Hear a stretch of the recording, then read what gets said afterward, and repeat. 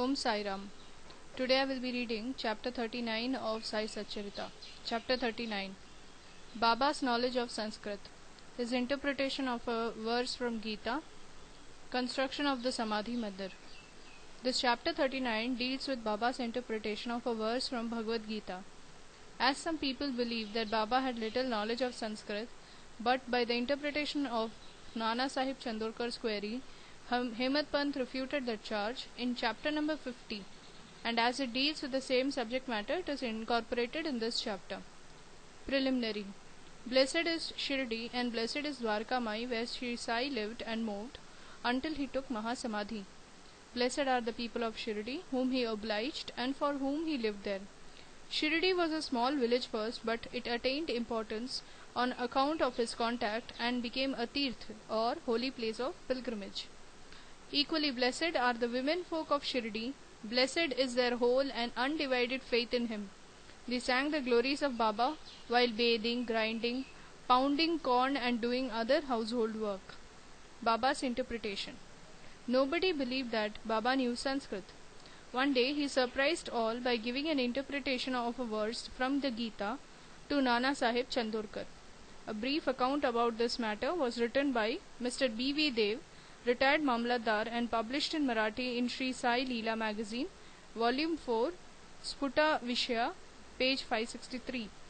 Short accounts of the same are also published in Sai Baba's Charters and Sayings, page 61, and in the Wondrous Saint Sai Baba, page 36, both by B.V. Narasimhaswamy. Mr. B.V. Dev has also given an English version of this in his statement, dated 27/9/1936, and published on page 66 of Devotees' Experiences, part 3, by Narasimhaswamy. As Mr. Dev has got first-hand information about the subject from Nana Sahib himself, we give below his version. Nana Sahib Chandorkar was a good student of Vedanta. He had read Gita with commentaries. He fancied that Baba knew nothing of Sanskrit texts, so Baba one day pricked the bubble. These were the days when the crowds flocked to Baba, when Baba had individual meetings at the mosque with such devotees. Nana was sitting before Baba and massaging his legs and muttering something under his breath. Baba: Nana, what are you mumbling to yourself? Nana: I am reciting a shloka or verse. Baba: What shloka? Nana: From Bhagavad Gita. Baba: Say it loudly. Nana then recited Bhagavad Gita chapter 434, which is as follows. Tat vidhi pranipatena pariprashnena sevaya upadekshanti te jnanam jnani na statva darshinat. Baba: Nana, do you understand it? Nana: Yes. If you do, then tell me its meaning. Nana: It means this: making Sashtang Namaskar, that is prostration, asking the Guru, serving him, learn what this knowledge is. Then those who have attained the real knowledge of the Sadvastu or Brahma will give you Upadesha or instruction of knowledge. Baba: Nana, I do not want this sort of collected purport of the whole stanza. Give me each word its grammatical force and meaning. Then Nana explained it word by word. Baba: Nana, is it enough to merely make prostration? Nana: I do not know any other meaning for the word pranipat than making prostration. Baba: What is pariprashna? Nana asking questions. Baba: What does prashna mean? Nana: The same, asking questions. Baba: If pariprashna means the same as prashna or question, why did Vyasa add the prefix pari? Was Vyasa out of his head? Nana: I do not know of any other meaning for the word pariprashna. Baba: Seva. What sort of seva is meant? Nana: Just what we are doing to you. Baba: Is it enough to render such service? Nana: I do not know what more is signified by the word seva. Baba: In the next line, upadekshanti te jnanam, can you read any other word in lieu of jnanam? Nana: Yes. Baba: What word? Nana: Ajnanam. Baba: taking that word instead of Jnanam, is any meaning made out of the verse? Nana, no. Shankara Bhashya gives no such construction. Baba, never mind if he does not. Is there any objection in using the word Agyan if it gives a better sense? Nana, I do not understand how to construe by placing Agyan in it. Baba, why does Krishna refer Arjun to Tattvadarshis to do his prostration, interrogation and service? Was not Krishna a Tattvadarshi, in fact Gyan itself? Nana, yes he was, but I do not make out why he referred Arjun to Gyanis. Baba, have you not understood this? Nana was humiliated. His pride was knocked down. Then Baba began to explain. 1. It is not enough merely to prostrate before the Gyanis. We must make Sarvasva Sharanagati or complete surrender to the Sadguru.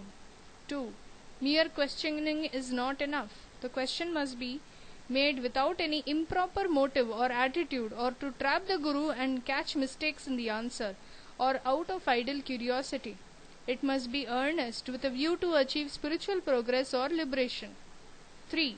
Seva is not rendering service with a feeling that one is free to offer or refuse service.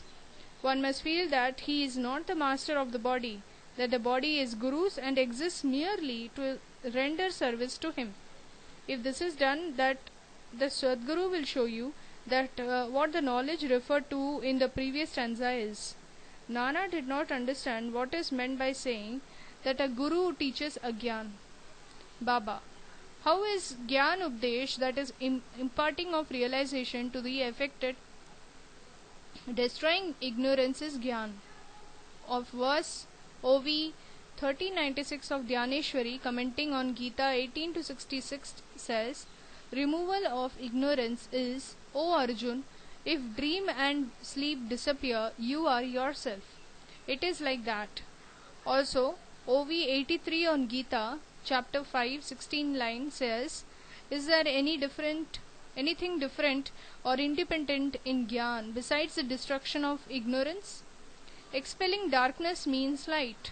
Destroying duality or Dvaita means non-duality or Advaita. Whenever we speak of destroying Dvaita, we speak of Advaita. Whenever we talk of destroying darkness, we talk of light. If we have to realize the Advaita state, the feeling of Dvaita in ourselves has to be removed. That is the realization of the Advaita state. Who can speak of Advaita while remaining in Dvaita state? Unless one gets into that state of non-duality, how can one know it and realize it? Again, the Shishya or disciple, like the Sadguru, is the embodiment of Gyan. The difference between the two lies in the attitude, high realization of Sadguru, and his marvelous superhuman sattva or beingness, and unrivaled capacity and Aishwarya Yoga or divine powers. The Sadguru is Nirgun, Sat Chit Anand. He has indeed taken human form to elevate mankind and raise the world, but his real Nirgun nature is not destroyed, thereby even a bit. His existence or reality, divine power and wisdom remain undiminished. This disciple also is in fact of the same Swarupa, but it is overlaid by the effect of the sanskars of innumerable births in the shape of ignorance, which veils his view that he is Shuddha Chaitanya. See Bhagavad Gita chapter 5 line 15. As stated therein, he gets the impressions, I am Jiva, a creature, meek and poor. The Guru has to root out these offshoots of ignorance and has to give Upadesh or instruction. To the disciple, held spellbound for endless generations by the ideas of his being a Jiva, the Guru imparts the teaching. You are God, you are mighty and opulent. Then he realizes that he is God really. The perpetual delusion under which the disciple is harboring, that he is the body, that he is a creature or Jiva or ego, that God or Paramatma and the world are different from him, is an ignorance inherited from innumerable past births. From actions based on it, he has derived his joy, sorrows and mixtures of both. To remove the delusion, his error, this root ignorance, he must start the inquiry. How did the ignorance arise? There is it. And to show him this is called the Guru's Upadesh. The following are instances of Agyan. 1. I am Jiva or creature. 2. Body is the soul, I am the body. 3. God, world and Jiva are different. 4. I am not God. 5. Not knowing that the body is not the soul. 6. Not knowing that God, world and Jiva are one. Unless these errors are exposed to his view, the disciple cannot learn what is God, Jiva, world, body, how they are interrelated and whether they are different from each other or are one and the same. To teach him these and destroy his ignorance is the instruction in Gyan or Agyan. Why should Gyan be imparted to the Jiva who is a Gyan Murti? Upadesh is merely to show him his error and destroy his ignorance. Baba added, 1. Pranipata implies complete surrender. 2. Surrender must be of body, mind and wealth. 3. Why should Krishna refer to other Gyanis? Sadbhakta takes everything to be Vasudev. That is Bhagavad Gita chapter 7 line 19. That is, any guru would be Krishna to the devotee and Guru takes disciple to be Vasudev. Bhagavad Gita chapter 7 line 7 to 18. As Sri Krishna knows that there are such gurus and disciples, he refers Arjun to them so that their greatness be known. Construction of the Samadhi Mandir. Baba never made any fuss about things which he wanted to accomplish, but he so skillfully arranged the circumstances that the people were surprised at the slow but sure results attained. The construction of the Samadhi Mandir is an instance. Shriman Bapu Saheb Bhuti, the famous multimillionaire of Nagpur, lived in Shirdi with his family. Once an idea arose in his mind that he should have a building of his own there. Some time after this, while he was sleeping in Dikshitwada, he got a vision. Baba appeared in his dream and ordered him to build a vada with a temple. Shama, who was sleeping there, also got a similar vision. When Bapu Saheb awoke, he saw Shama crying and asked the latter as to why he was in tears. Shama replied that about his vision, Baba came to him and ordered distinctly, "Build a vada with a temple.